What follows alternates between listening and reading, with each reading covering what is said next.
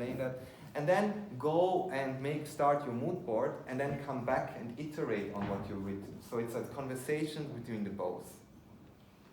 Others, for example, I never had to do a concept board in my life because I never worked for jobs or also in my studies. I had to write an abstract sometimes what my collection will be about, but I could only do that when I had a visuality in front of me. I could not just think about something and then come up with a story. I needed evidence for the story. I needed materials, drape experiments. Yes, I had a starting point, obviously. Maybe sometimes it was historical, maybe it was something very personal. And I could write it down, but I never would know at that point where it goes. So how can I write a concept about that? I can write a concept statement, I can write 2 sentences about my collection will talk about that and that, but it never really went into deep until I started the research. So how you do that is up to you. I would start both at the same time now. And just one, I would start with a mind map for the concept. Yeah? And that mind map can be physical, meaning it can be visual, so you can pull out screenshots from all of your material or what you already have and start to connect the dots. If you want to, if you're very comfortable with writing, then start writing a little bit about it. But beware and understand that it's not a finished concept statement. Before submission, in the last weeks, just go over and refine that text. Because a concept board in fashion is a tool to visually introduce your collection's story, design, vision, and direction. It features carefully chosen selection of images and ingredients that describe and illustrate the core intention.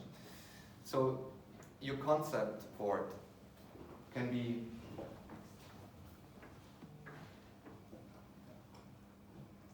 the selection from your mood board's primary images, which clearly talk about the core idea of the concept. So all the fluff, all the little details, all the trimmings, details, whatever is on your board, that doesn't need to sit on your concept board. Could be a collage which describes your collection.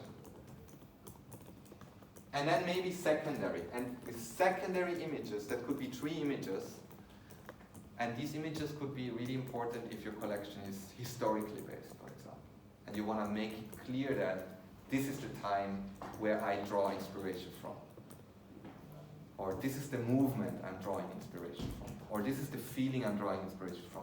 So that should be on your concept board. I always have to write that, but I think we've passed that already together from assignment 1.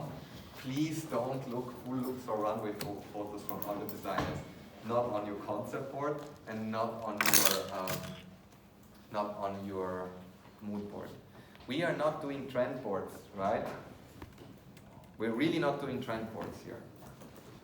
We don't need to look at other designers' work except if there is something we want to reference.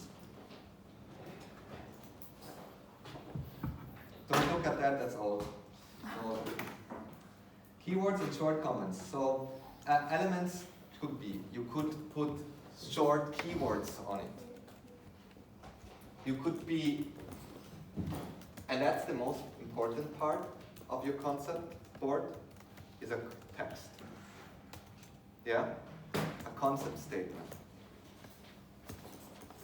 I want to read you an example.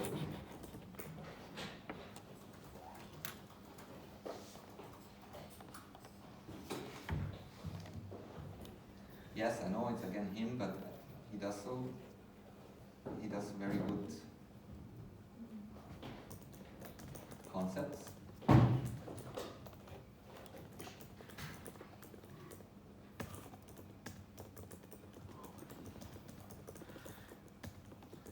What Rick Owens always does is, in his...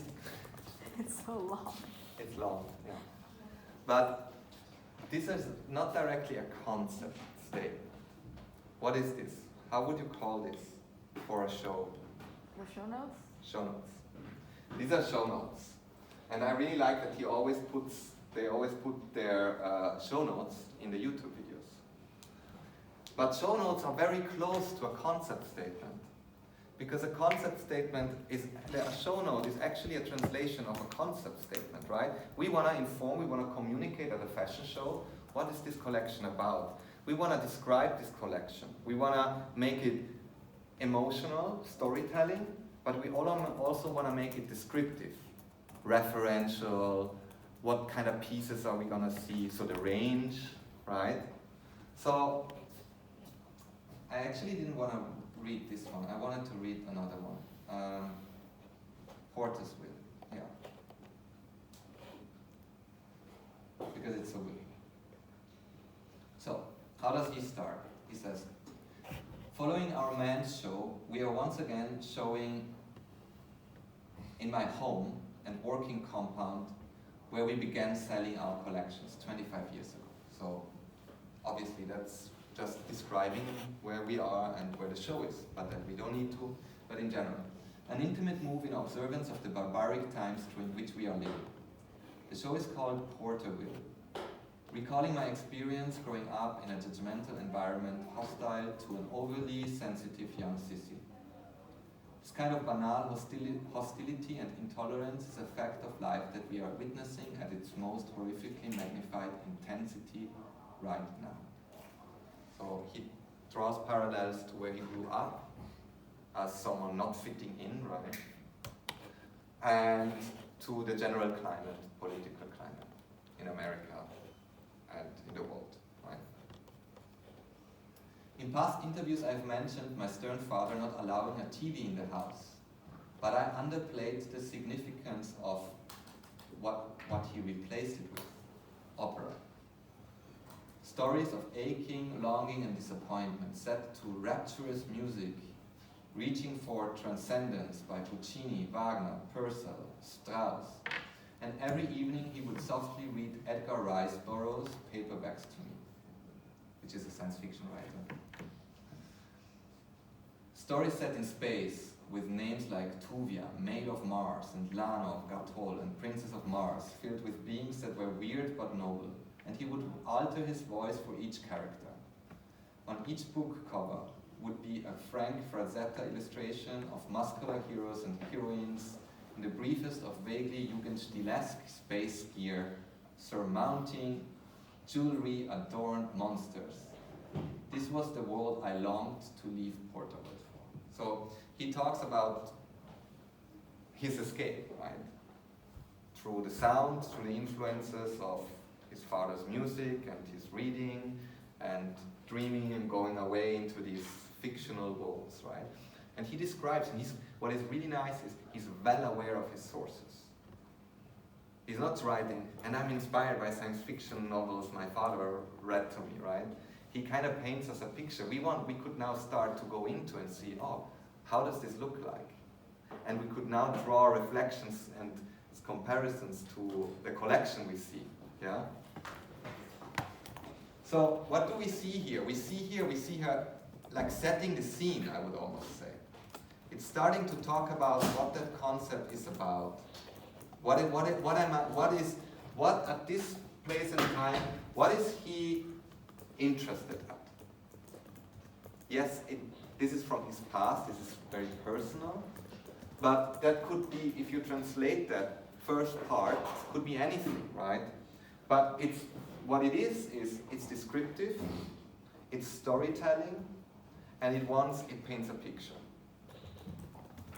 And you can only paint a picture. I've seen that so many times here, or in general, that you just like break it down to the essence. My collection is a hip-hop collection about that, and that doesn't paint a picture. That could be AI, or that could be someone else who says the same. So really dig deep into your concepts and try to really, when you start writing your concept statement along the way, go back and forth, see what you see on the mood board, describe that, bring that back in. Then a second part starts, and that part I would wait for until the end of the submission once you kind of like know, or like at that point when you know what is your range, what is the material, what am I gonna see in your collection. So he says, weird but noble spacesuits are knit in recycled cashmere or felted alpaca and swaddled in matching hooded robes or turbo plining ponchos.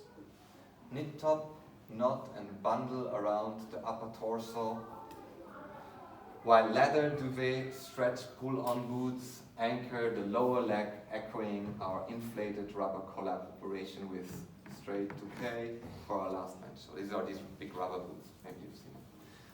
Capes and mantles are cut from heavy and compact Lodenfeld made by a fifth-generation family-owned mill founded in 1888. Obviously we don't have that luxury, but we can just like appreciate the detail. He's telling his story and he's also describing his materials or the process behind it.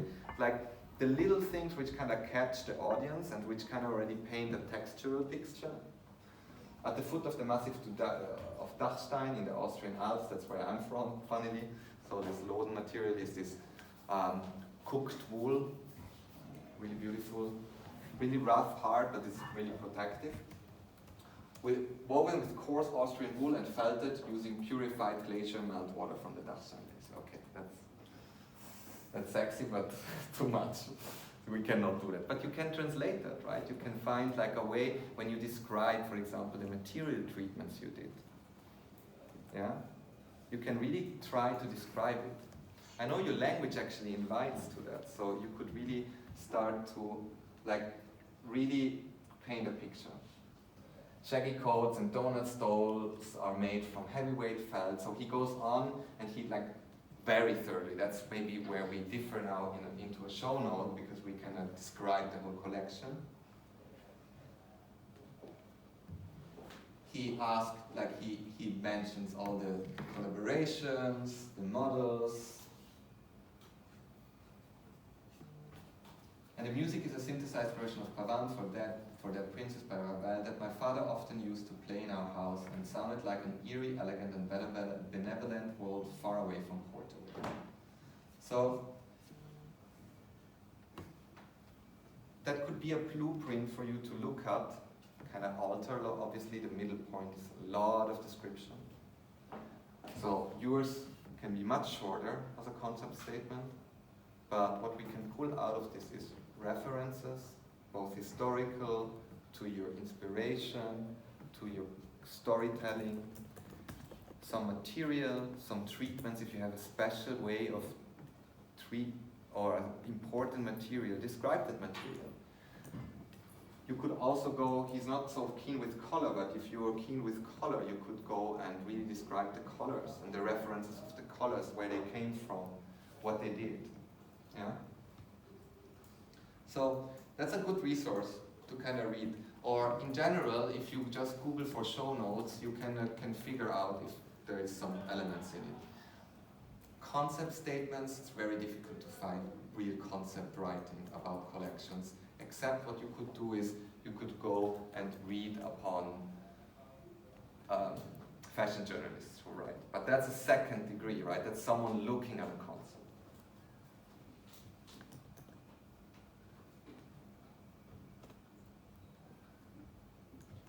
Then, what should be on there as well? Information. Collection title, season, the type, such as women's wear, men's wear, genderless, and credits on the back. So, your name. So, your name, so the collection title, and also with the collection title, give yourself a starting title. And then with the making, you will find the perfect title in the end, okay? And then on your boards, on your physical board, credit your names, the student numbers, the group, and the course codes and the semester. You can just put that on the back. For the mood board, yeah? Concept board is digital. You can just create an extra slide and like an extra page, a white page, and just put that on in your PDF. So what is a mood board now? A selection of colors that define the mood and style of the collection, including Pantone color codes. This is important even if we don't use Pantone color codes so much anymore, but try to, you can do that on I don't know, Photoshop has no Pantone anymore, but you can also do that digitally by just clicking and extracting that color code. It's important. Why Pantone color codes? Because the industry works like that. So if you have a print and you have the color codes, or if you want to create a fabric in that specific color, then you can communicate that color code, and that color code then helps the producer to exactly pinpoint that color. So your board should have a color palette on it.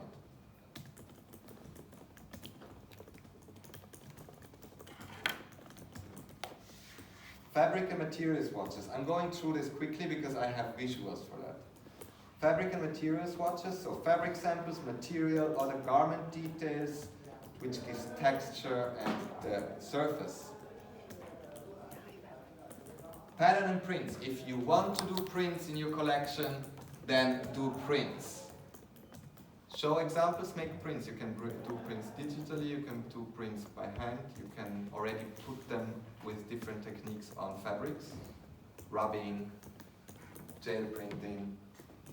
Obviously inspiration, the inspiration of your collection. And the fashion elements. So inspirational image is a big thing. That can be primary and secondary elements.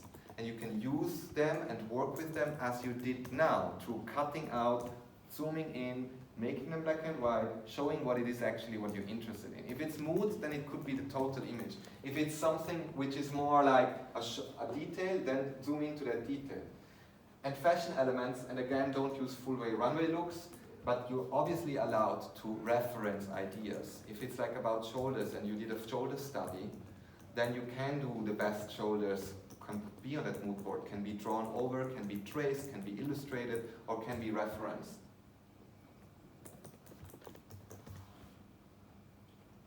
Text and keywords, so annotate again. If you have reference outfits, so that is something if you have a historical background, right? So if you have historical references from fashion archives, you can put full looks on it.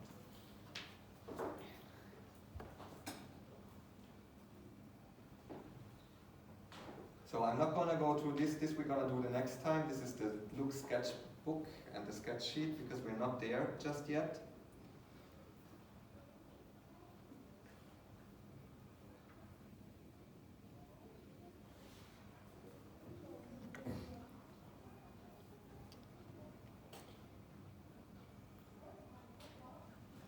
So today I really want to go through the idea of mood board because that's a starting point.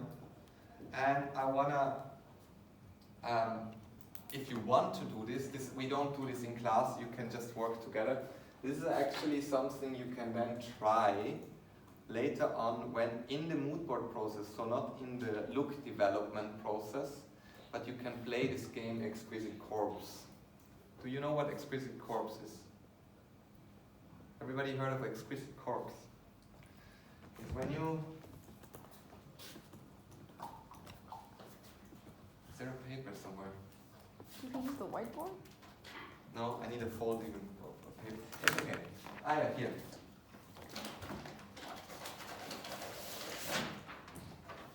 You can do that writing, and you can do it visual.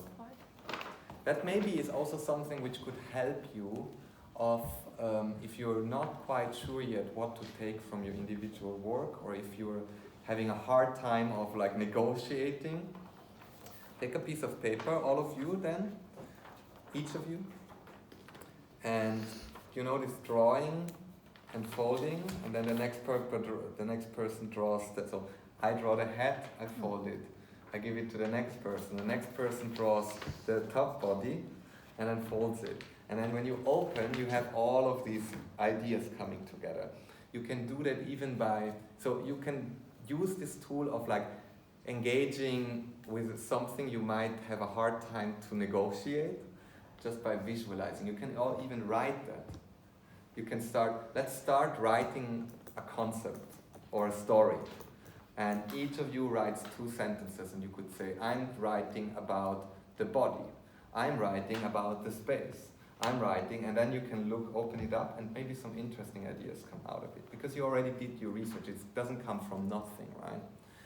You can do that in multiple ways. You can also just use, each of you chooses one of the most important references or images or pages they love the most, and just open it up, and you have all of your really, without negotiating before, but just like you bring them all together, and then you have a selection of things together.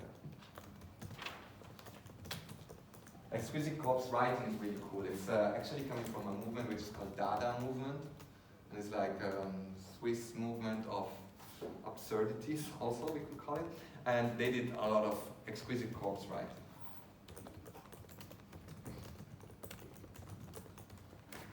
So,